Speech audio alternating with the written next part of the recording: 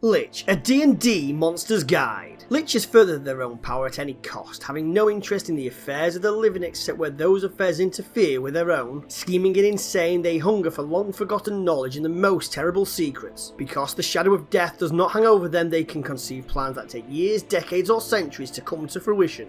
No one takes up the path of Lichdom on a whim. A wizard that becomes a Lich does so to escape time and death, stealing its spirit from fate and the gods. Though it might once have desired on death for a specific worldly purpose, the Lich soon loses its connection to mortal concerns, its soul moving beyond the reach of beauty, feeling or devotion. Instead, Liches devote themselves to knowledge, the mastery of magic and the paranoid pursuit of ever greater power. A Lich is a gaunt and skeletal humanoid with withered flesh stretched tight across its bones. Its eyes have come to decay long ago, but bright points of crimson light burning in its empty sockets, often garbed in the molten remains of fine clothes and jewellery warm and dulled by the passage of time. For more Nat 20s, hit subscribe below.